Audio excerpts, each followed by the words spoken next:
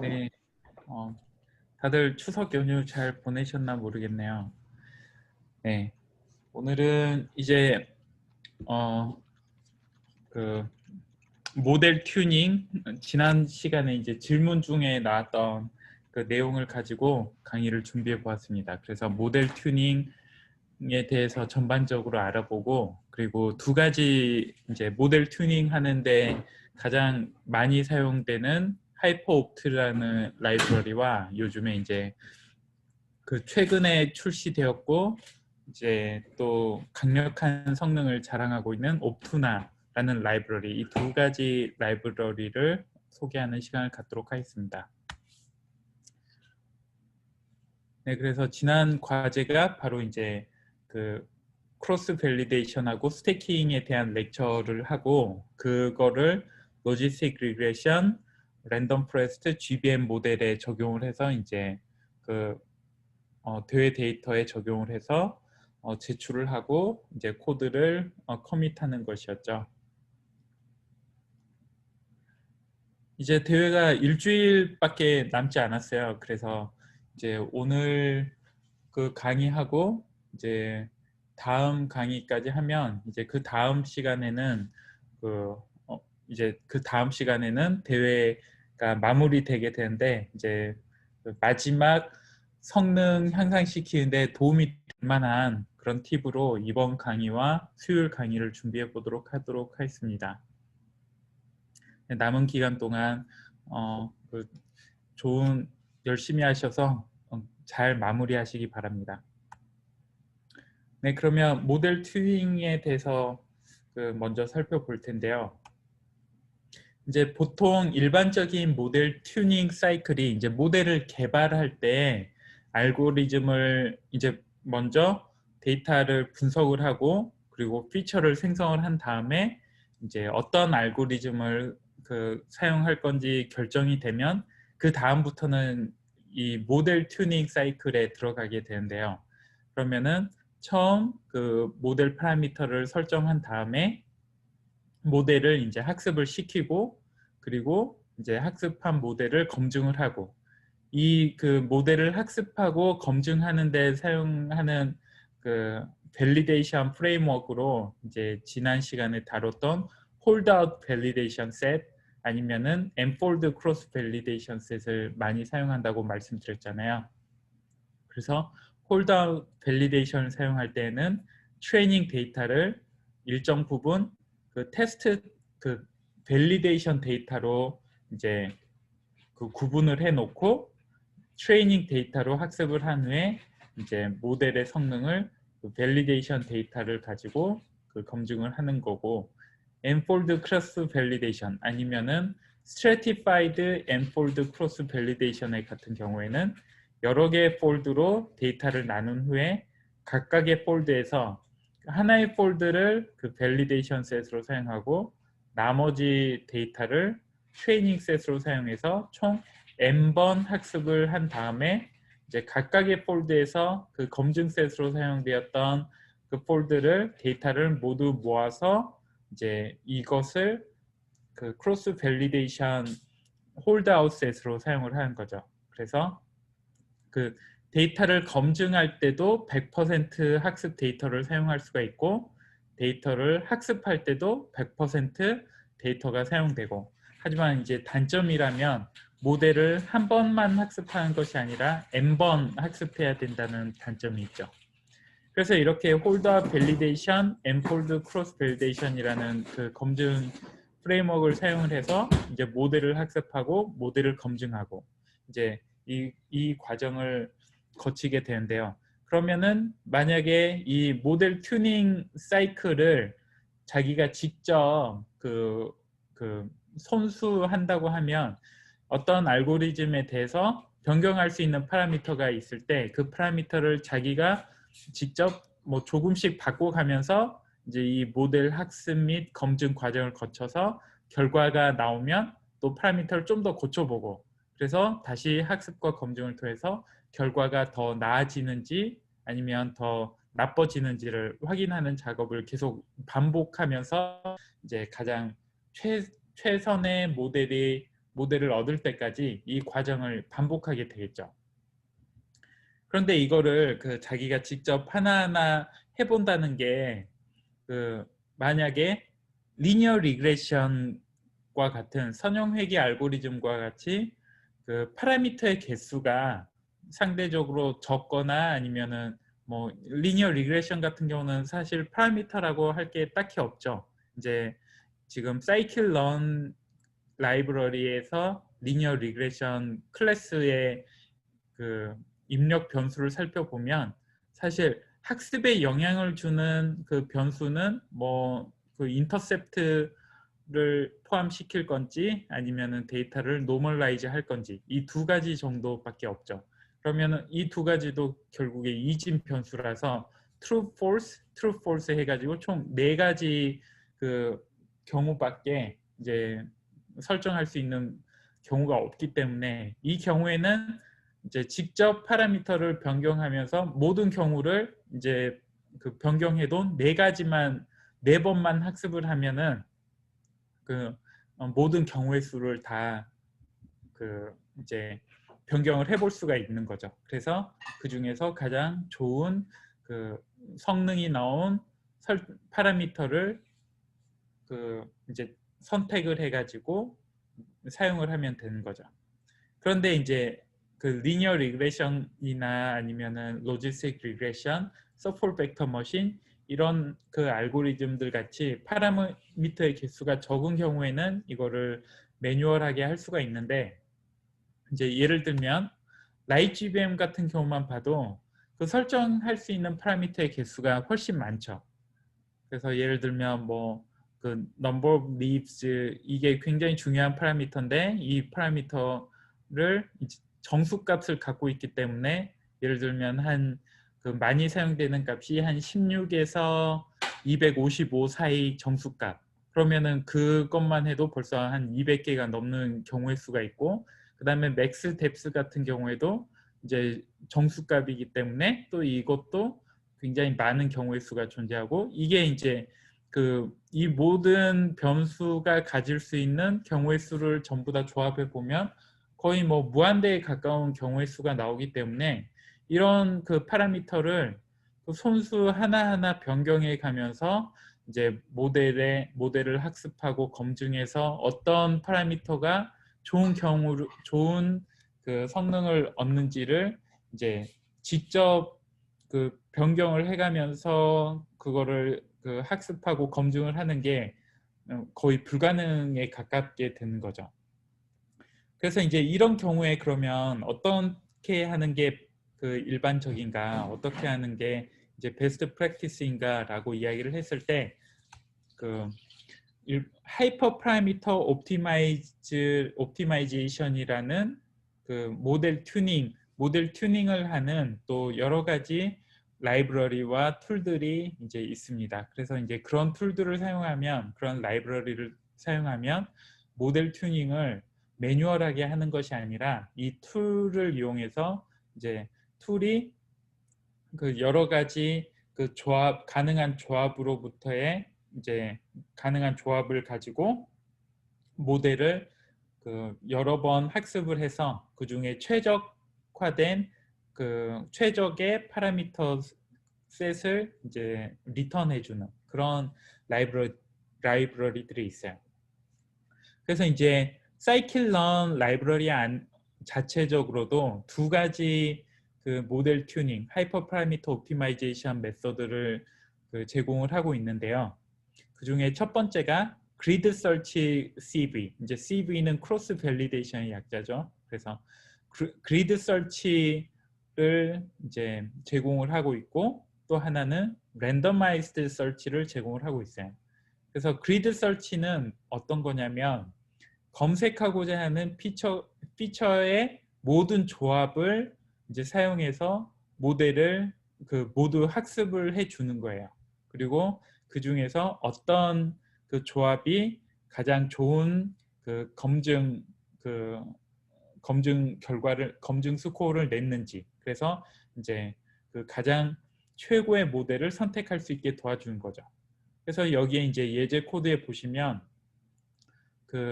SGD Stochastic Gradient Descent Classifier라는 리니어 알고리즘을 이제 그 학습을 할 때 이 리니어 알고리즘에서 사용할 수 있는 변수 개수가 크게 세 가지가 있는데, 하나는 이제 뭐 average, 이진 변수, average라는 이진 변수가 있고, L1 ratio, 이거는 regularization 파라미터인데 이 값은 이제 그 실수값으로 0에서 1 사이의 실수값인데, 이제 이 경우에는 0에서 1 사이에 그 10개의 실수를 선택을 하는 거죠. 그래서 0, 0.1, 0.2 쭉쭉쭉 해서 이제 그 1까지. 그리고 알파 값, 이제 알파 값 같은 경우는 러닝 레이트, 학습 그 레이트인데, 이것은 이제 10의 마이너스 4승에서 이제 1까지, 그 이거는 이제 지수 함수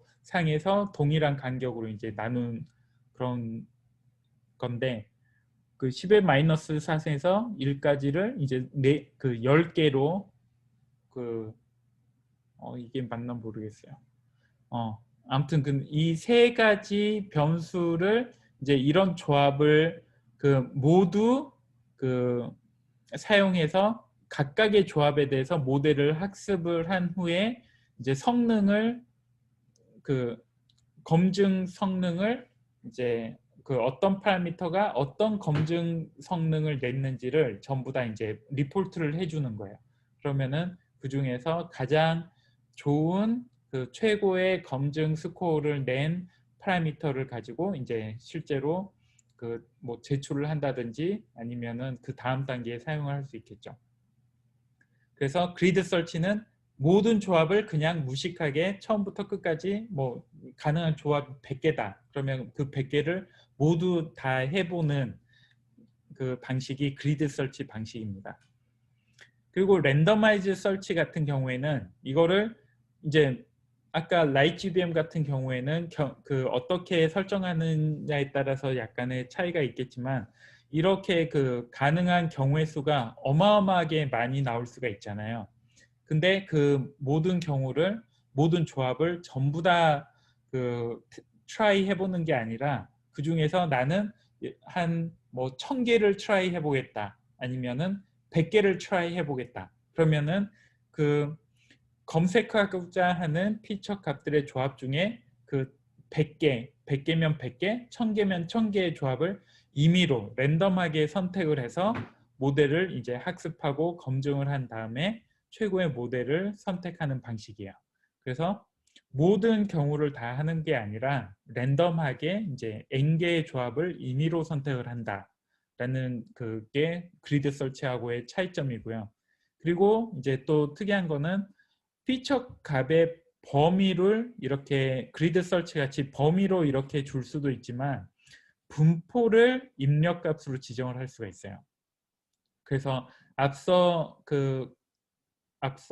그리드 설치에서의 파라미터 범위를 이렇게 준 것과 다르게, 이제 랜더마이즈 설치에서는 이렇게 그 스탯 유니폼 하면은 유니폼 디스트리뷰션, 0에서 1 사이에 유니폼으로 디스트리뷰 돼 있는 이런 분포를 입력으로 주면은 이 분포에서 랜덤하게 그 변수를 그 선택을 해가지고 이제 그 학습하고 검증하는 데 사용을 하는 거죠.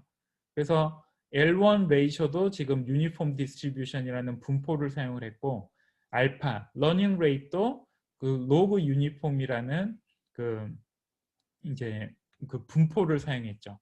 이제 범위가 아니라.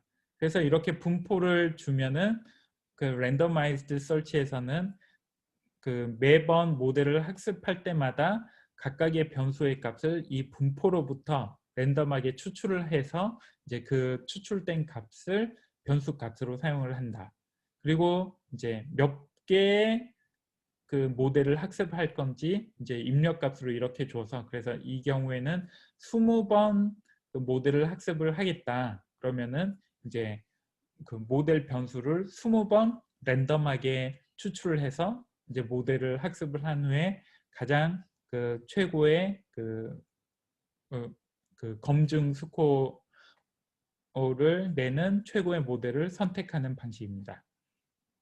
네, 그래서 여기에 제가 그 이 아래 보시면 scikit-learn 패키지에서 이런 그 파라미터 튜닝에 대한 튜토리얼 페이지가 있어요. 그래서 여기에 가시면 좀 더 자세하게 설명이 되어 있습니다. 혹시 지금까지 그리드 설치나 랜더마이즈드 설치에 대한 그 내용 중에서 궁금하신 사항이 있으신가요? 질문 내용이 있으시면. 저 궁금 사항이 하나 있는데요. 네, 그 하이퍼 오피트나 옵티나를 설명해 주셨을 때 이제 거기 사이트 들어가서 잠깐 봤는데 네, 그때 거기서도 이제 이거 분포 같은 걸 지정을 할 수가 있다고 하더라고요. 네, 네. 이것을 뭐 확률적 표현식이라고 하는데 왜 이게 확률적 표현식인지가 좀 궁금합니다. 어, 네. 이제 이런 분포를 나타낼 때 지금 여기는 사이파이에서 제공하는 이런 분포 함수를 사용해서 나타냈는데, 근데 그 하이퍼 옵투나 같은 경우에는 자체적으로 그 사용하는 약간 그런 이제 이런 분포를 표현하기 위해서 이제 그 사용하는 그 방식이 따로 이제 있는 거죠. 각각의 라이브러리들마다 독특한 방법이 있는데, 이제 그런 그 표현 방식을 어떤 분포에서 변수를 추출한다.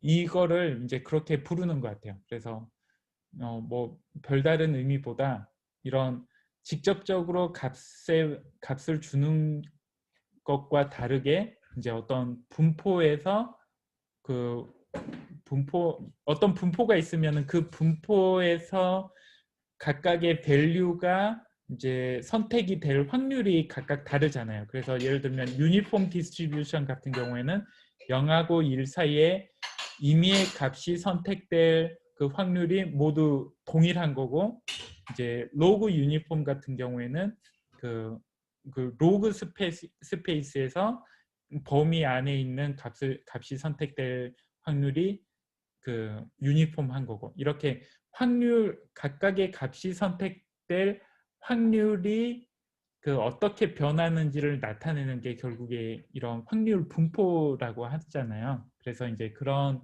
확률 분포를 표현하는 방식이 각각의 라이브러리마다 약간 차이가 있는데, 그래서 직접적인 값을 주어주는 게 아니라 어떤 확률로 주어준다. 그런 의미에서 그런 표현을 사용하는 게 아닌가 싶습니다.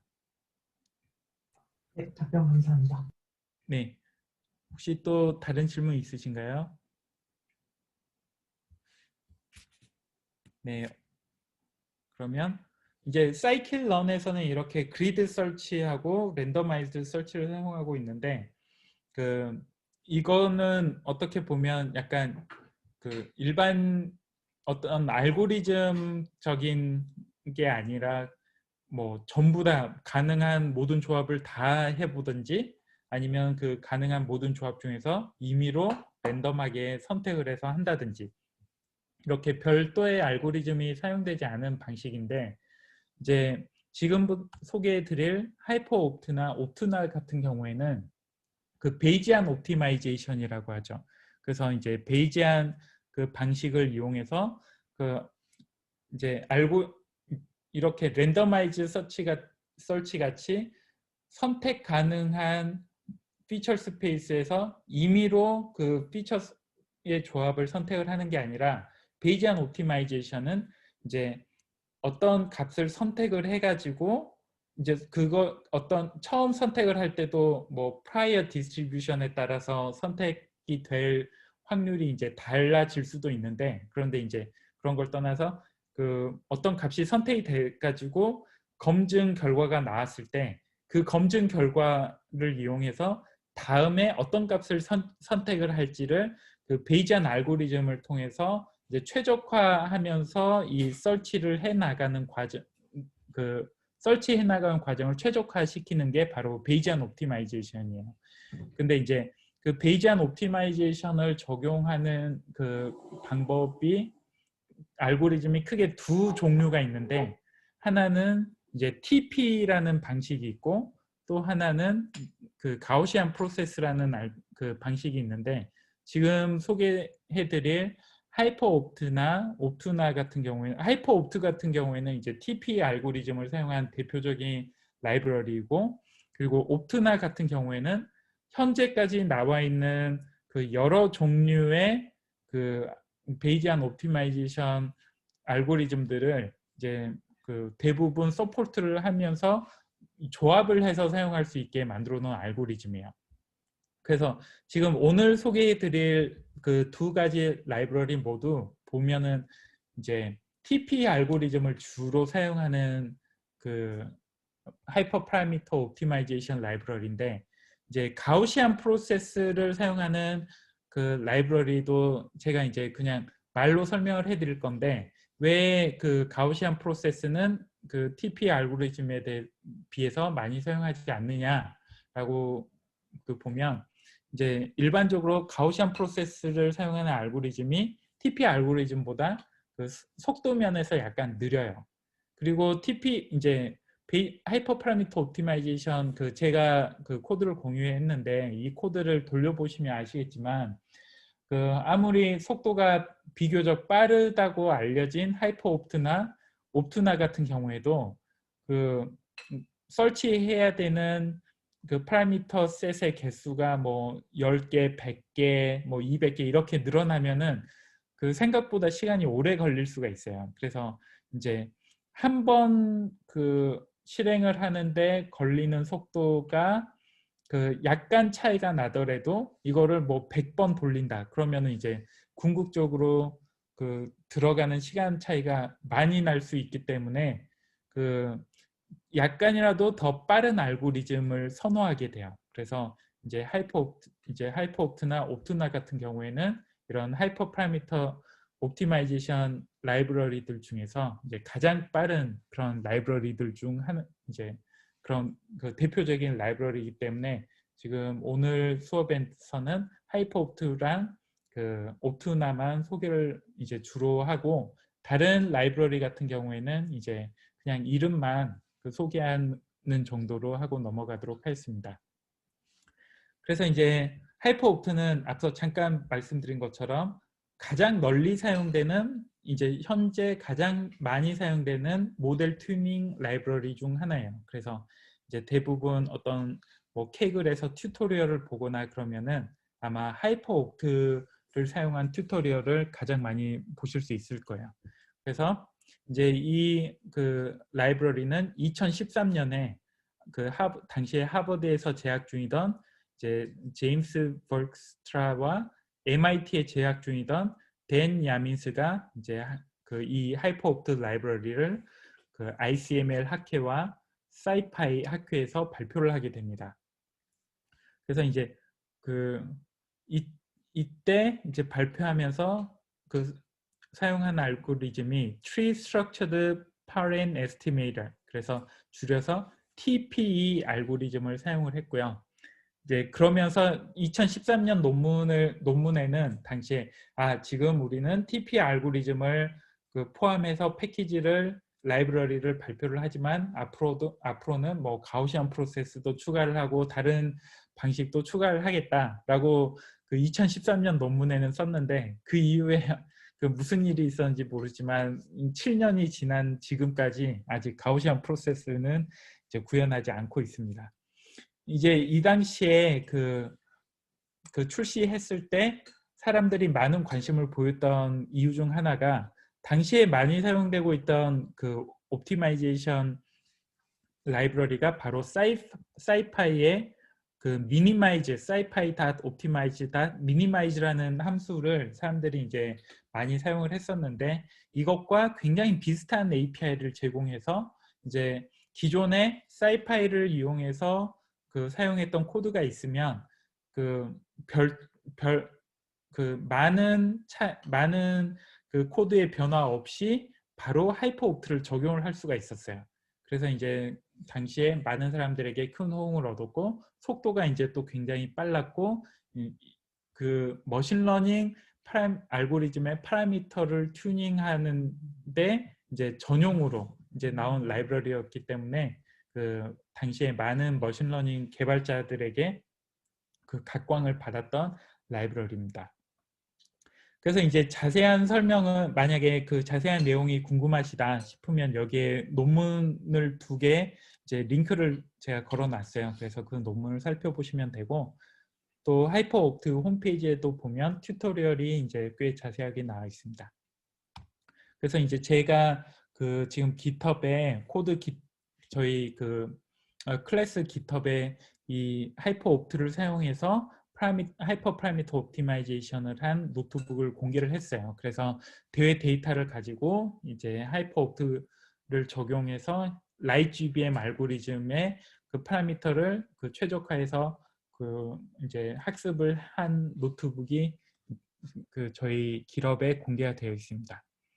그래서 이제 이 노트북에 보시면 그 제가 어떤 식으로 그 학습을 했냐면, 처음에는 홀드아웃 밸리데이션을 이용해서 하이퍼 파라미터 옵티마이제이션을 먼저 했어요. 그래서 이 트레이닝 데이터를 홀드아웃 밸리데이션 그 구분하는 scikit-learn의 train test split이라는 함수를 이용해서 그 트레이닝 셋과 홀드아웃 밸리데이션 셋으로 구분한 다음에, 그리고 변경하지 않을 파라미터, 이제 그 설치하지 않을 파라미터를 이렇게 그 딕셔너리로 주고, 그다음에 설치하고자 하는 파라미터를 이렇게 이제 이 HP는 그 하이퍼 옵트에서 제공하는 그 함수예요. 그래서 hp.log uniform 하면은 log uniform 그 확률 분포에서 내가 러닝 레이시라는 변수를 이제 log 0.01에서 log 0.3 사이의 값을 임의로 이제 랜덤하게 샘플을 하겠다라는 의미고, 그 hp choice라는 그 함수는 뭐냐면 numLive라는 변수를 이 4가지 값 중에서 하나를 그 랜덤하게 선택을 하겠다. 그래서 15, 31, 63, 127 이렇게 값을 줬죠. 그리고 이제 뭐 Q 유니폼 그러면은 0.5에서 0.9 사이를 이제 0.1 간격으로, 그래서 0.5, 0.6, 0.7, 0.8, 0.9 이 값을 이제 콜 샘플 바이 트리 변수의 값으로 랜덤하게 선택을 하겠다는 뜻이고, 이제 섭 샘플도 마찬가지로 0.5에서 0.9 사이를 0.1 간격으로 나눈 값 중 하나를 선택을 하겠다. 그리고 그 마지막으로 min child sample, 그 마지막 노드에 몇 개의 그 샘플이 그 미니멈하게 존재해야 되는 샘플의 개수도 이제 10개, 25개, 100개 중에 하나를 랜덤하게 선택을 했다. 그래서 이제 설치하고자 하는 파라미터의 그 설치 스페이스를 이렇게 또 딕셔너리로 줘주게 됩니다. 그리고 이제 그 라이트GBM 클래시파이어를 그 트레인을 시킬 때 이 오브젝티브라는 함수를 하나 선언을 해주는데요. 이 오브젝티브라는 함수에 그 변경하지 않을 파라미터와 변경할 파라미터를 이렇게 둘 다 입력으로 주고, 이제 파이썬에서 그 딕셔너리 앞에 이렇게 별표를 2개를 주면은 이제 그 이 딕셔너리의 키와 밸류 값이 각각 입력 값으로 들어갑니다. 그래서 이제 이렇게 별표 파람 그러면은 이건 뭐와 같냐면, 오브젝티브는 멀티 클래스, n estimator equals 1000, 그리고 subsample frequency equals 1 이런 식으로 이제 그 풀어서 써주는 것과 동일한 그 표현입니다. 그래서 이제 이렇게 그 변경하고자 하는 파라미터는 이제 인풋 그 입력 인자로 받아서 그거를 그 LGBM 클래시파이어, 라이트GBM 그 클래스 그 오브젝트를 생성하는 데 사용을 하고, 그 다음에 트레이닝 셋은 그 트레이닝 셋을 가지고 학습을 하고, 그 검증 셋을 가지고 이제 검증을 하고, 그리고 얼리 스타핑 이제 이렇게 10번 라운드 동안 그 모델 성능이 향상되지 않으면 이제 학습을 중단하는 식으로 이렇게 학습을 하게 됩니다. 그리고 이제 여기서 중요한 게 스코어 함수를 이제 저장을 해야 돼요. 그래서 이제 이 모델 클래스 오브젝트에서 그 가장 좋은 스코어, 이 스코어는 어떤 스코어냐면 이 특정한 그 파라미터 셋에 대해서 이제 얼리 스타핑을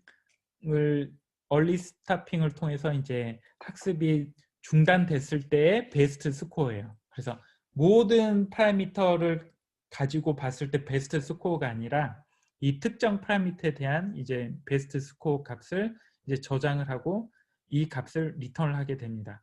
그래서 이 오브젝티브 함수를 이제 이 fmin이라는 함수가 바로 하이퍼옵트에서 제공하는 그 함수인데, 이 fmin이라는 함수에 내가 그 미니마이즈하고 최소화하고 싶은 그 함수 값을 주고, 그 다음에 내가 검색하고자 하는 파라미터의 스페이스를 이렇게 딕셔너리로 인풋 값을 주고, 그리고 이제 실행 변수를 또 이렇게 그 하이퍼 옵트에서 실험 객체를 생성을 해서 이렇게 입력값으로 주고, 이제 알고리즘을 어떤 걸 선택을 할지, 이제 이 경우에 TP 알고리즘을 선택한다고 그 설정을 했죠. 그리고 몇 번을 내가 설치를 할지, 이제 10번 설치한다고 이제 여기선 했는데, 그래서 10번만 설치를 하겠다라는 이제 이런 인풋 인자를 입력값으로 주고, 이제 여기에서 스페이스 이벨 하면은 이 그 스페이스를 가지고 그 설치를 하게 됩니다. 그리고 리턴 해주는 값이 이제 가장 최적의 파라미터. 그래서 이 그 원래 내가 검색하고자 했던 그 변수의 범위를 가지고 이제 검색을 했을 때, 하이퍼 파라미터 옵티마이제이션을 했을 때 가장 최적의 파라미터를 이렇게 그 이제 리턴 값으로 받을 수가 있고, 이제 그것을 이용해서 이제 파라미터 값을 총 업데이트를 한 다음에 이제 나머지 과정은 그 이전 수업에서 했던 Stratified K-fold Cross Validation을 거쳐서 라이GBM 모델을 학습을 하는데, 파라미터를 이 하이퍼 옵트가 이제 찾은 파라미터를 사용을 하는 것만 이제 바꾼 거죠. 그래서 이제 이전 시간과 동일하게 K-fold 크로스 밸리데이션을 통해서 라이GBM 모델을 학습을 하면 이제 모델 성능이 이렇게 나온다. 그래서 지난 시간에 이제 제가 사용했던 그 파라미터 셋하고 비교를 했을 때 성능이 한 지난 시간에는 93.1 얼마였던 걸로 기억을 하는데, 그런데 이제 이 하이퍼 옵트를 사용했을 때 성능이 0.1 한 3 정도 향상이 됐다는 것을 확인할 수 있죠. 그래서 이제 지금은 10번만 그 설치를 했는데, 이거를 뭐 100번, 뭐 200번 더 설치를 하는 경우에는 이제 모델 성능이 더 향상될 수도 있겠죠. 이제 그런데 이제 그 이거를 더 많이 설치를 하는 경우에는 그만큼 이제 시간이 더 많이 걸리는 그 단점이 있겠죠. 지금 보면은 10번 설치하는데 2분 46초가 걸렸으니까, 이제 뭐 한 100번 설치할 때는 뭐 25분 정도, 그리고 1000번 설치할 때는 한 이제 거기에 또 10배 정도 더 시간이 걸리겠죠. 그래서 처음에 그 할 때는 그 무작정 이 값을 많이 주는 것보다, 설치 그 하는 횟수를 많이 주는 것보다 처음에는 한 그 적은 횟수를 가지고 한번 해보고, 이게 뭐 몇 분 대충 어느 정도 시간이 걸릴지를 예측을 해본 다음에, 이제 내가 사용할 수 있는 시간이 뭐 10시간이면 10시간이다, 아니면은 뭐 24시간이면 24시간이다. 그래서 거기에 맞게 이 값을 이제 조정을 해주면 되는 거죠. 예, 혹시 지금까지 그 하이퍼 옵트 라이브러리를 이용해서 라이트GBM의 이제 파라미터 옵티마이제이션 하는 거에 대해서 제가 간단하게 설명을 했는데, 여기까지 혹시 질문 사항이 있으신가요? 저 한 가지 질문사항이 있는데요. 네, 그 그리드 서치나 랜덤 서치 같은 경우에는 이제 CV를 이제 파라미터 입력을 받잖아요. 네, 지금 하이퍼 OPT 같은 경우에는 아웃 오브 폴드를 이용해서 그 검증색과 테스트 그 풀렌셋을 나눈 다음에 이제 파라미터를 한 거잖아요. 하이퍼 네, OPT에서도 똑같이 이제 CV라는 기능을 이용을 할 수가 있는지 궁금합니다.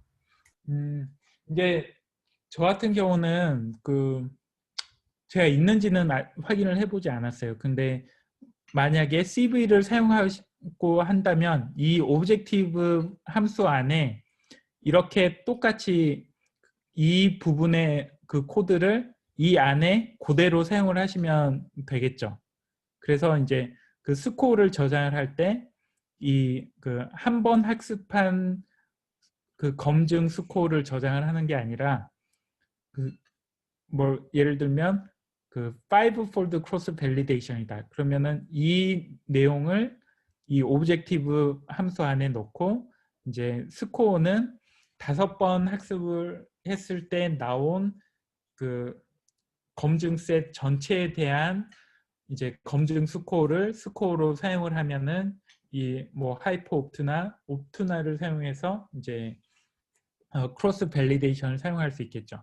근데 이제 크로스 밸리데이션 같은 경우에는 만약에 5fold 크로스 밸리데이션이다. 그러면은 이 맥스 이벨을 10번 사용했을 때 홀드아웃 크로스 밸리데이션을 사용하면 지금 2분 46초가 걸렸는데 이제 5fold 크로스 밸리데이션을 사용하면 이것보다 5배 시간이 더 걸리겠죠. 그래서 이제 저 같은 경우에는 하이퍼 파라미터 옵티마이제이션을 할 때는 크로스 밸리데이션을 사용하지 않고 안 그래도 시간이 굉장히 많이 걸릴 수 있는 작업이기 때문에 이제 시간을 최대한 줄이고자 이제 크로스 밸리데이션을 사용하지 않고 그냥 홀드업 밸리데이션만 사용을 하고 실제 거기 하이퍼 파라미터 옵티마이제이션을 통해서 얻어진 파라미터를 가지고 실제 모델을 학습을 할 때에는 이제 그때는 nfold 크로스 밸리데이션을 사용을 하는 방식을 많이 사용합니다. 그래서 이제 하이퍼 파라미터 옵티마이제이션이 시간이 많이 걸리기 때문에 nfold 크로스 밸리데이션 대신에 홀드아웃 밸리데이션을 사용한 것도 방법이고 또 이제 시간을 줄이는 방법이 전체 100% 데이터를 가지고 이제 학습을 하이퍼 파라미터 옵티마이제이션을 한 게 아니라 이제 예를 들면 데이터 사이즈가 굉장히 큰 경우에는 그거를 다 사용한 게 아니라 샘플링을 해서 하이퍼 파라미터 옵티마이제이션을 수행을 하고 거기에서 나온 파라미터를 가지고 이제 100% 데이터에 이제 적용을 하는 이런 방식도 많이 사용을 합니다. 그래서 이제 저희 같은 경우는 지금 32만 개의 학습 데이터 샘플이 있잖아요. 이제 이 정도면은 전체 데이터를 사용해도 속도 이제 시간이 그렇게 많이 걸리지 않은데 예를 들면은 이게 32만 개가 아니라 100만 개가 넘는다. 그래서 100만 개 아니면 1000만 개가 넘어간다. 그러면은 한 10만 개에서 20만 개 정도만 하이퍼 파라미터 옵티마이제이션에 적용을 해서 최적화된 파라미터를 먼저 얻고 그 얻은 파라미터를 이제 100만 개, 1000만 개 되는 오리지널 데이터 100% 데이터에 적용을 해서 이제 최종 이제 서미션 파일을 만들고 이런 방식을 사용을 합니다. 그래서 이제 보통 실용적인 방법이 하이퍼 파라미터 옵티마이제이션을 어떻게 해서든지 시간을 줄이는 게 이제 관건이에요. 그래서 시간을 줄이는 방법 중 하나가 nfold 크로스 밸리데이션 대신에 홀드아웃 밸리데이션을 사용하거나 아니면 100% 데이터 대신에 이제 샘플된 데이터를 사용하거나 아니면은 이 피처 검색 스페이스를 나름 줄이는 방법도 많이 사용을 해요. 그래서 이제 저 같은 경우도 여기에 number of leaves를 그냥 인티저의 확률 분포를 사용하지 않고 제가 생각하기에 이제 좋은 값이라고 생각되는 이 4개의 스페시픽한 값 중에서 하나를 고르도록 이렇게 이제 했잖아요. 근데 이제 하이퍼 파라미터 옵티마이제이션을 풀리 사용을 하겠다. 그러면 이제 이런 경우도 이렇게 4개의 값만 주어주는 게 아니라 이제 확률 분포를 사용해서 주면은 좀 더 정확한 최적화된 파라미터를 구할 수 있는데 이렇게 하는 이유는 이제 어떻게 해서든지 시간을 절약하려고 이제 그렇게 한 겁니다. 그래서 이제 원래 질문은 그 엔폴드 크로스 밸리데이션을 하이퍼옵트에서 어떻게 사용하냐. 그거는 이 오브젝티브 함수 안에 이 엔폴드 크로스 밸리데이션 내용을 이 안에 그 넣어주면은 크로스 밸리데이션을 사용할 수 있다. 이게 이제 답인데 실제로는 많이 사용하지 않는 이유가 하이퍼 파라미터 옵티마이제이션이 굉장히 시간이 많이 걸리는 작업이기 때문에 시간을 줄이기 위해서 실전에서는 많이 사용하지 않는 편이다. 라고 이제 답변을 드립니다. 저 추가적으로도 여쭤보고 싶은 게 있는데 답변 감사합니다. 그렇다면 만약에 이런 캐글이나 데이코 같은 대회에서 어느 정도 이제 모델이 다 만들어졌고 어느 정도 정확도를 다 뽑아낼 만큼 뽑았는데 그 미세한 점수 차이를 올리기 위해서 단순히 이제 이렇게 아웃 오브 볼드 방식으로 하이퍼 튜닝을 하는 것보다 시간이 어느 정도가 있다면 K볼드 방식을 사용해서 하이퍼 튜닝을 했을 때 어느 정도의 성과가 그러니까 어느 정도의 정확도가 더 올라가는지 그 트레이드 오프가 좀 궁금합니다. 이제 그 제가 지난 시간에 그 설명드린 것 중에 어느 그 모델링 단계에서 어느 부분이 성능 향상에 많이 기여를 하는지 거기에 대한 설명을 잠깐 드렸는데 예를 들면은 피처 엔지니어링이나 아니면은 EDA를 통해서 그 중요한 피처를 발견하는 거 이거는 이제 굉장히 그 많은 마지막 결과물에 많은 이제 기여를 하고 그것보다 좀 더 덜 기여하는 게 이제 그 알고리즘의 선택 그래서 라이트GBM 알고리즘을 사용하느냐 아니면 로지스틱 리그레이션을 사용하느냐 이런 알고리즘 그 문제와 피처에 가장 적합한 알고리즘을 선택하는 게 그 다음으로 많은 기여를 하고 그리고 이제 그 앙상블을 하는 거는 그 알고리즘 선택하는 것보다 이제 더 적은 기여를 한다 이렇게 말씀드렸는데 이 선택한 알고리즘의 파라미터를 최적화하는 거는 얼만큼 기여를 하느냐라고 봤을 때 이거는 앙상블보다도 어떻게 보면은 앙상블하고 비슷하거나 아니면은 앙상블보다 그 적게 기여를 하거나 이제 거기에서 약간 별 차이가 없어요. 그래서 어떻게 보면 말씀하신 것처럼 진짜 마지막 뭐 0.01 그 성능을 더 향상시킨다. 이제 그 정도 차이인데 이제 그 하이퍼 파라미터 옵티마이제이션을 사용하느냐 안 하느냐가 이제 한 0.1% 정도의 차이를 주는 건데 근데 하이퍼 파라미터 옵티마이제이션을 사용할 때 크로스 밸리데이션을 사용하느냐 아니면 홀드아웃 밸리데이션을 사용하느냐 이거는 뭐 그 0.1%보다도 훨씬 적은 그 기여를 하겠죠. 그래서 0.1%가 아니라 한 0.01% 뭐 이 정도 이제 훨씬 더 적은 기여를 할 텐데 그 보통 대회에 참가를 하면 제한된 시간을 가지고 데드라인이 딱 정해진 상태에서 참여를 하잖아요. 이제 이 경우에 그 큰 도움이 되는 거는 여러 가지 다른 아이디어를 누가 더 많이 그리고 더 빨리 그 시도를 해보느냐 여기에 따라서 이제 순위가 갈리는 경우가 많은데 하이퍼 파라미터 옵티마이제이션 같은 경우는 굉장히 기계적으로 그 단순 반복적인 작업인데 여기에 이제 시간을 5배 더 들인다. 그러면은 그 시간만큼 이제 다른 아이디어를 내가 그 시도해 볼 만한 시간이 줄어드는 거죠. 그래서 이제 실제적으로도 하이퍼 파라미터 옵티마이제이션에 크로스 밸리데이션을 사용하냐 홀드아웃 밸리데이션을 사용하냐 이것 자체가 주는 차이도 이제 굉장히 작은데 한 0.01% 정도 그 마지막 결과물에 이제 그 차이를 줄 텐데 거기에 그 트레이드 오프로 내가 5배 더 많은 시간을 들여야 된다. 그러면은 실질적으로 그 5배 많은 시간을 들이는 것보다 그 시간을 전략을 해가지고 다른 아이디어를 이제 트라이 해보는 게 현실적으로는 더 좋은 결과를 얻을 가능성이 더 높은 거죠.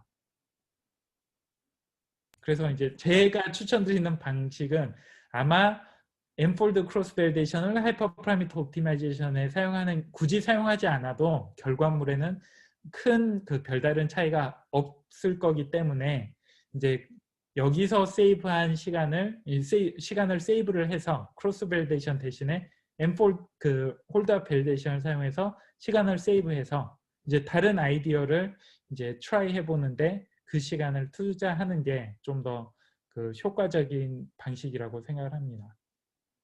네, 답변 감사합니다. 그러면 교수님 말씀은 지금 이제 저희 대회가 9일까지잖아요. 네, 지금 어느 정도 정확도가 있고, 근데 그 0. 몇몇 퍼센트 때문에 하이퍼 튜닝을 하는 것보다 지금 새로운 모델을 한 번 더 트라이를 해보는 게 더 좋은 결과로 이루어질 수 있다는 말씀이신 거죠? 하이퍼 파라미터 튜닝을 사용하는 건 괜찮은데 이제 이거를 그 이게 굉장히 시간이 많이 걸릴 수 있는 건데 최대한 시간을 아끼면서 이제 적용할 수 있는 방식을 사용하라는 거죠. 예를 들면 엔폴드 크로스 밸리데이션 대신에 홀드업 밸리데이션을 사용하고 데이터 사이즈를 줄여서 시간을 좀 더 절약할 수 있으면 이제 그것도 트라이 해보고 서치 스페이스를 줄여서 시간을 절약할 수 있으면 그것도 해보고 이제 시간이 지금 이제 며칠 남지 않았는데 하이퍼 파라미터 튜닝이 이제 설정을 잘못하거나 아니면 이거를 그 무작정 돌리면은 몇 날 며칠 돌아갈 수도 있어요. 근데 이제 그렇게 되면은 그 시간 동안 다른 거를 못하는 상황이 될 수가 있잖아요. 만약에 컴퓨터가 여러 개다 아니면 서버를 내가 무한정으로 사용할 수 있다. 그런 경우에는 크게 문제가 안 되겠지만 예를 들어서 내가 지금 이 컴퓨터를 가지고 개발을 해야 되는데 하이퍼 파라미터 튜닝에 뭐 데드라인이 며칠 안 남았는데 한 이틀을 써버린다. 그러면은 그것보다는 이제 최대한 단순화된 방식으로 하이퍼 파라미터 옵티마이제이션을 사용해서 하이퍼 파라미터 옵티마이제이션이 줄 수 있는 성능 향상의 한 뭐 80%를 얻더라도 이제 그 방식을 취하고 나머지 뭐 20% 못 얻는 거는 그 남은 시간을 더 활용을 하는 식으로 그 보완을 하는 게 더 나은 전략이라고 생각을 합니다. 네, 답변 감사합니다. 네, 혹시 또 다른 질문 있으신가요? 네, 질문 있습니다. 네, 그 여기서는 그 이렇게 여러 가지 하이퍼 파라미터를 바꾸는데 그 기존 안 바꾸는 하이퍼 파라미터에서 n 이스터메이터는 1000으로 고정시켜 두셨는데 그 네. 러닝 레이트를 계속 바꿔주셨는데 이것도 계속 그대로 두어도 되나요? 이제 이것 같은 경우에는 바꾸지 않은 이유가 저희가 얼리 스타핑을 사용하기 때문에 바꾸지 않았어요. 그래서 보시면은 이제 이 그 로그가 꽤 자세하게 나오는데 보시면은 이 1000번까지 가지 않고 거의 다 이제 그 전에 그 얼리 스타핑이 되기 때문에 이제 바꾸지 않은 건데 예를 들어서 이제 러닝 레이트 범위가 지금 0.3이 맥스로 주어졌잖아요. 근데 뭐 맥스가 되기 전에 그 1000번까지 학습을 하는데도 수렴이 안 됐다. 그래가지고 이제 뭐 밸리데이션 최적화된 그 스코어가 n 에스티메이터가 1000일 때가 이제 최적화된 결과가 나온다. 그러면은 이제 그 경우에는 이 값을 더 늘려줄 필요가 있죠. 그래서 이 경우에는 n 에스티메이터는 그 뭐 아주 큰 값을 줘도 되고 왜냐면은 얼리 스타핑에서 그 n 에스티메이터에 다다르기 전에 학습이 종료가 될 거기 때문에 이제 n 에스티메이터는 그 충분히 큰 값을 주기만 하면은 그 변경시켜 주지 않아도 되는 값이란 거죠. 아 근데 그 만약에 그 얼리 스타핑을 걸어놓지 않으면은 모델이 이제 최대 n 이스터메이터까지 학습을 할 텐데 그러면 그때 나온 점수는 그 학습은 최적의 이전에 나왔던 최저점에서 학습을 하나요? 아니면 그 최대까지 간 곳에서 학습을 하나요? 어, 이 하이퍼 파라미터 옵티마이제이션 안에서 말씀이신가요? 아니면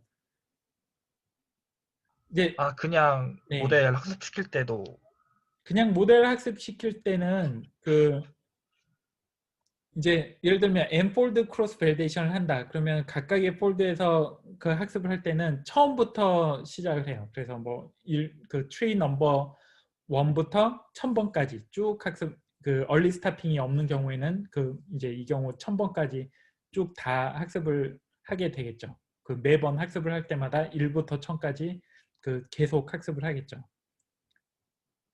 근데 이제 얼리 스타핑을 두면은 이제 지금 노트북에 보니까 한 400 이전에 그 멈추는 것 같아요. 그래서 뭐 그 러닝 레이시 클 때는 한 100 이전에 멈추고 러닝 레이시 한 0.01일 때는 한 400 정도에 멈추고. 근데 만약에 멈추지 않고 1000까지 갔으면은 그 원래는 400이 최저점이었는데 1000까지 학습을 만약 했으면 그 최종 예, 예측을 할 때는 학습을 1000으로 1000일 때 하나요? 400일 때 하나요? 1000일 때 하죠. 그 경우에는 이제 그 예, 그 경우에는 1000일 때 하죠. 얼리 스타핑을 사용하지 않으면은 n 에스티메이터를 다 사용한 그 트리를 그 최종 그 예측에 사용을 해요. 아, 네, 감사합니다. 예.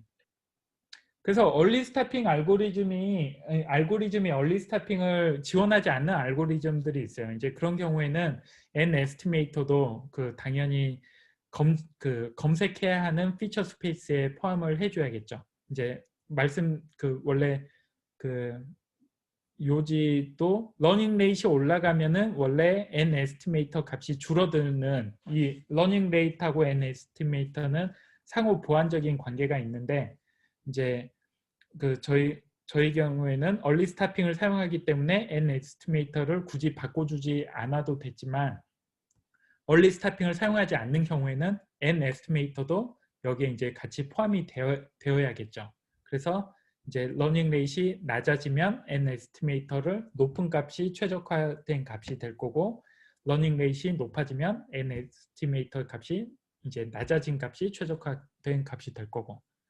네, 그렇습니다. 네, 혹시 다른 질문 또 있으신가요? 저 방금 전에 말씀하신 거에 질문인데요.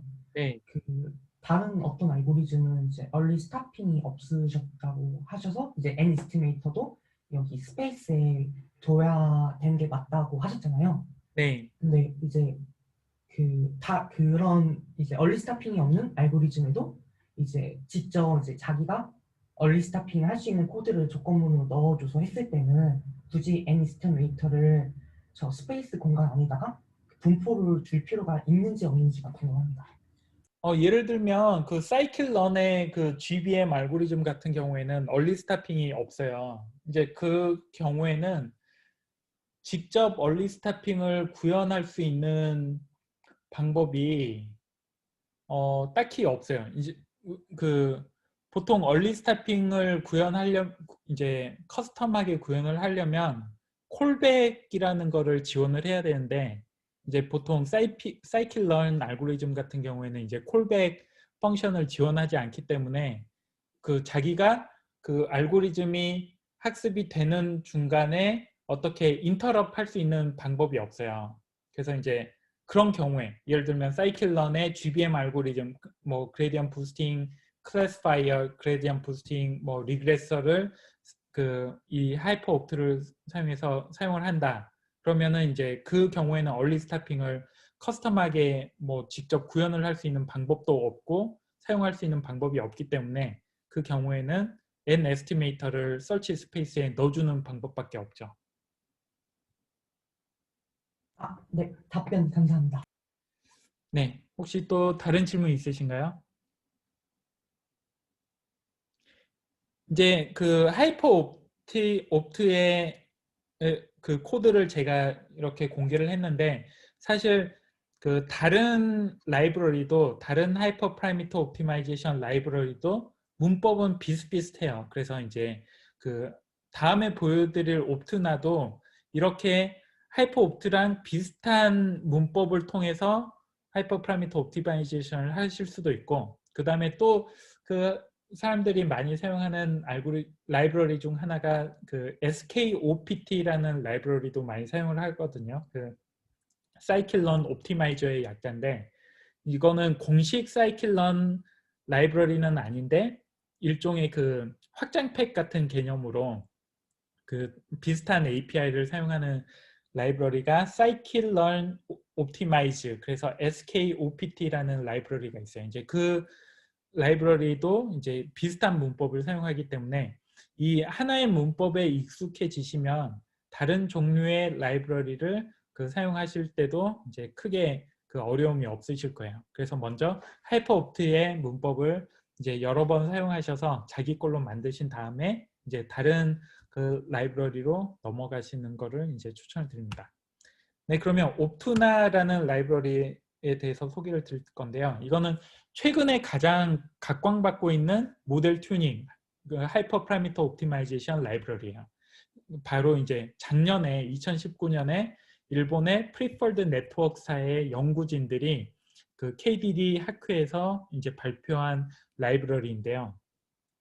이 라이브러리 개발진 중에 그 일본에서 가장 유명한 케글 그랜드 마스터 코에이라는 그 케글 그랜드 마스터가 있는데, 이제 그 그랜드 마스터도 이 라이브러리 개발에 이제 동참을 해가지고 이제 실제 그 라이브러리에 구현을 하고 도움을 주고 있는 상황입니다.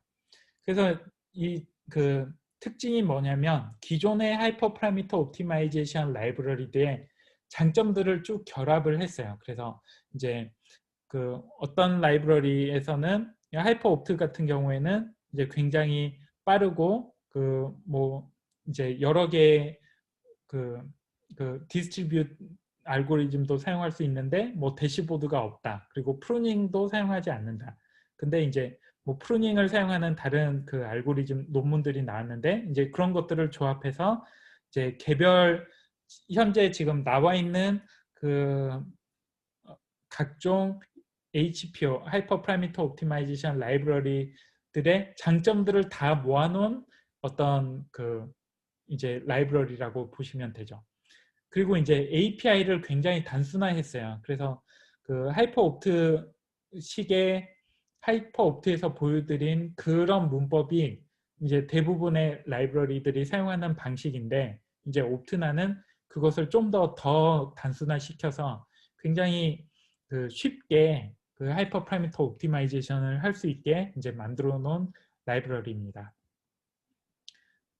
그런 이제 그래서 제가 그 노트북을 그 하나는 하이퍼 옵트를 사용한 노트북, 그리고 다른 하나는 이 옵트나를 사용한 노트북을 공개를 했는데요. 이제 옵트나 같은 경우에는 크게 두 종류의 문법을 사용할 수가 있어요. 그래서 하나는 좀 더 그 자세하게 그 설정을 할 수 있는 그 문법인데, 그 문법은 하이퍼 옵트 문법하고 굉장히 흡사합니다. 근데 이제 그 문법 외에 옵트나를 굉장히 이제 비교적 간단하게 사용할 수 있는 문법을 제공하는데, 그게 뭐냐면 바로 옵트나 인테그레이션 라이트GBM, 아니면은 이 라이트GBM 말고도 XGBoost도 있고 뭐 그 외에 꽤 그 많이 사용되고 있는 머신러닝 라이브러리들을 직접적으로 인테그레이션을 해놓은 그런 코드를 제공을 해요. 그래서 이제 라이트GBM, 제가 지금까지 쭉 예제로 사용했던 라이트GBM 같은 경우에도 옵트나에서 이 인테그레이션이라는 모듈을 제공을 합니다. 그러면은 이거는 뭘 할 수 있냐? 이 인테그레이션 모듈을 사용해서 뭘 할 수 있냐? 바로 라이트GBM의 API만 사용해가지고 똑같이 이제 모델을 학습을 하면은 그 서치 스페이스를 이전 하이퍼옵트 그 노트북에서는 서치 스페이스를 일일이 다 지정을 해줬어야 됐잖아요. 근데 그거를 지정해주지 않고 이 그 각각의 알고리즘에 이제 비교적 그 많이 사용되는 서치 스페이스를 옵트나에서 자체적으로 제공을 합니다. 그래서 사용자가 별도로 서치 스페이스를 지정을 해주지 않아도 가장 많이 사용하는 그 서치 스페이스를 옵트나에서 제공을 하고, 그 제공된 서치 스페이스를 사용해서 이제 라이트GBM API를 이용해서 모델을 학습을 하면은 그 내부적으로 자기가 알아서 서치 스페이스를 정하고 그 파라미터들을 쭉 그 선택을 해가지고 마지막에 이제 최적화된 파라미터를 리턴을 해주게 됩니다. 그래서 이 그 코드를 보시면은 하이퍼옵트에서 사용했던 그런 그 각각의 피처별로 뭐 확률 분포를 정하거나 아니면은 그 설치하고 싶은 값들을 설정하는 코드가 전혀 없잖아요. 이거는 왜 그러냐면 이 인테그레이션 모듈 안에 라이트GBM에 적합한 그 설치 스페이스를 이미 옵투나가 이제 제공을 하고 있기 때문에 그 사용자는 그거에 신경 쓸 필요가 없는 거죠. 이것과 비슷하게 이제 XGBoost나 다른 유명한 그 라이브러리 같은 경우에도 옵투나가 인테그레이션 이 모듈을 제공을 해요. 그래서 이제 그 해당 API를 사용해서 이제 모델을 학습을 하면은 내부적으로 다 하이퍼 파라미터 튜닝을 그 내부적으로 알아서 해주는 거죠.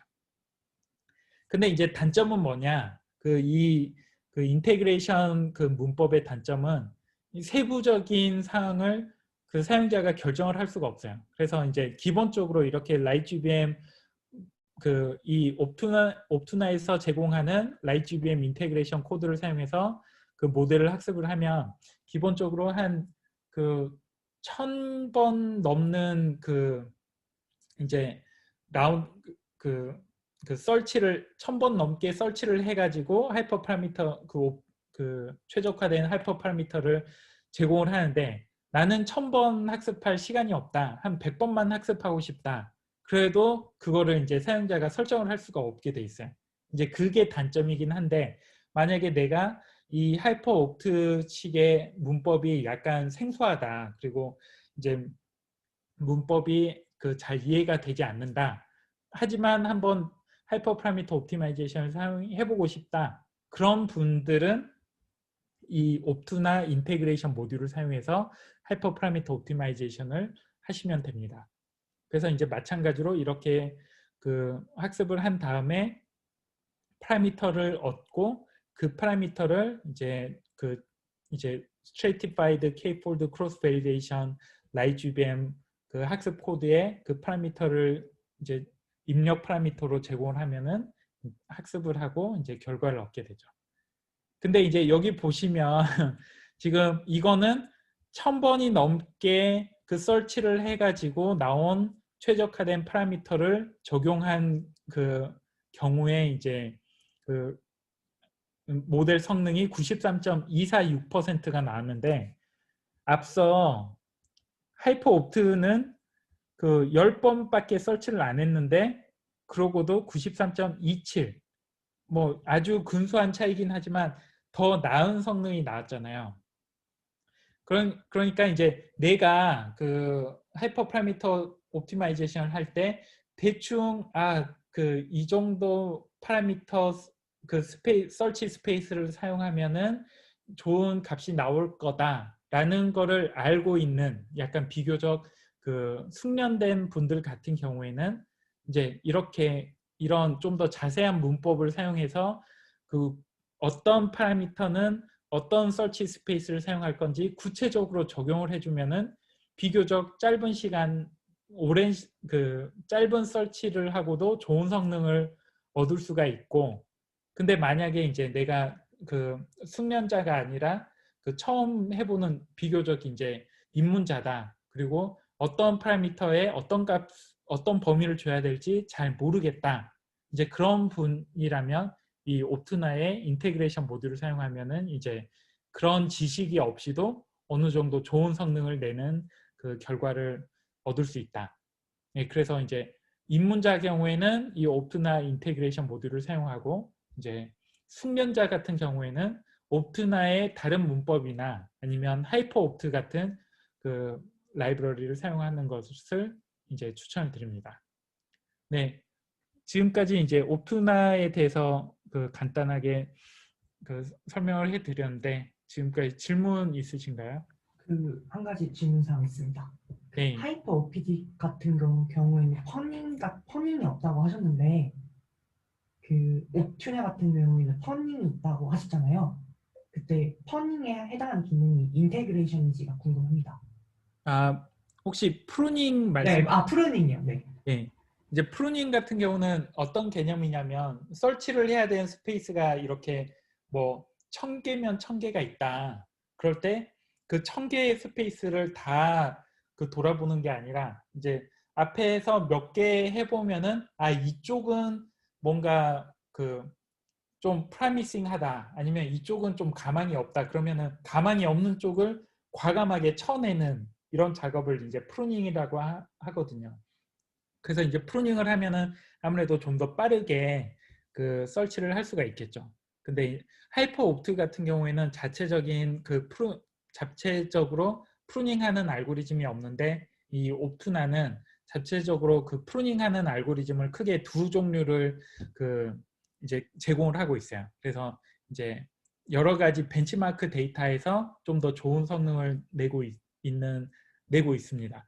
이제 프루닝은 그런 개념이고 사실 보면은 이런 그 오토튠, 뭐 바이저, 카팁, 튠 이런 알고리즘들은 그 일반인이 사용하기에 그 쉽지 않은 그런 그 알고리즘이거나 아니면은 오픈 소스도 아닌 이제 바이지어 같은 경우는 그 구글에서 제공하는 건데 일종의 서비스로 제공하거나 아니면 구글 내에서 사용한 거지 일반인이 쓸 수 없는 거예요. 이제 그렇게 약간 그 특화된 시스템에서 사용하는 이제 하이퍼 파라미터 옵티마이제이션 그 툴에 보통 들어가 있는 게 프루닝인데 이제 그 옵투나 같은 경우에는 그냥 일반인이 사용하는 라이브러리임에도 불구하고 그 프루닝 기능을 추가를 시킨 거죠. 이제 그래서 이 인테그레이션 코드랑은 약간 이제 다른 개념인데 프루닝은 그 파라미터 설치하는 과정을 좀 더 그 잘할 수 있게 해주는 알고리즘이라고 보시면 되고 이제 이 인테그레이션 같은 경우에는 사용자가 이 옵트나 라이브러리를 사용하기에 좀 편하게 사용자의 편의를 위해서 미리 그 어느 정도 그 설정을 다 해가지고 제공을 하는 게 바로 인테그레이션 모듈입니다. 그래서 라이트GBM 사용자는 라이트GBM API를 통해서 바로 모델을 학습을 했을 때 그 뭐 이제 설치 스페이스를 설정하지 않아도 자동적으로 설치 스페이스를 그 일종의 프리 컨피규어된 그 설치 스페이스를 사용해서 이제 이 하이퍼 파라미터 옵티마이제이션을 수행해 주는 거고요. 뭐 XGBoost도 동일하게 XGBoost 인테그레이션 코드가 있어서 그 설치 스페이스를 사용자가 직접 그 제공하지 않아도 이제 자동으로 알아서 해주는 거. 약간의 그 자동화된 그런 모듈이라고 보시면 돼요. 네, 답변 감사합니다. 네, 혹시 또 다른 질문 있으신가요?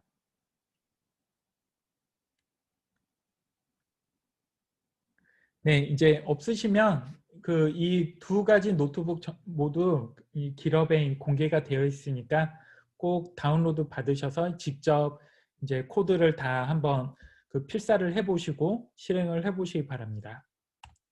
네, 그래서 오늘 그 준비한 내용은 여기까지고요. 이제 하이퍼 파라미터 옵티마이제이션에 대해서 좀 더 자세히 알아보시고 싶으신 분은 이 scikit-learn 그 튜토리얼 페이지에 가시면은 랜더마이즈드 설치나 그리드 설치에 대한 설명이 되어 있고 이 하이퍼 옵트랑 옵트나 웹사이트에 가시면은 이제 그 논문도 링크가 되어 있고 그리고 그 각종 튜토리얼들이 있어요. 그래서 이제 그런 거 확인하시면 되고요. 그리고 이제 지난 시간에 이어서 Approaching Almost Any Machine Learning Problem이라는 이 책에 보시면 챕터 9이 바로 하이퍼 파라미터 옵티마이제이션에 대한 챕터인데 이제 이 챕터에서도 소개하는 게 그 그리드 설치, 랜더마이즈드 설치, 그리고 하이퍼 옵트를 소개하고 이제 추가로 여기서는 SKOPT 그 scikit-learn 옵티마이즈에서 제공하는 GP 미니마이즈라는 이제 가우시안 프로세스를 이용한 베이지안 옵티마이제이션 방식도 소개를 하고 있어요. 그런데 이제 여기에 예에서도 그 이 책 그 예에서도 보시면 아시겠지만 하이퍼 옵트가 그 보통 최적화 성능이 더 좋아요. 그래서 SKOPT보다 이제 보통 사이킷 하이퍼 옵트나 옵트나의 그 TP 알고리즘이 더 성능이 좋게 나오기 때문에 일반적으로는 이제 대회에서는 하이퍼 옵투나, 옵투나를 많이 사용을 하고 있습니다.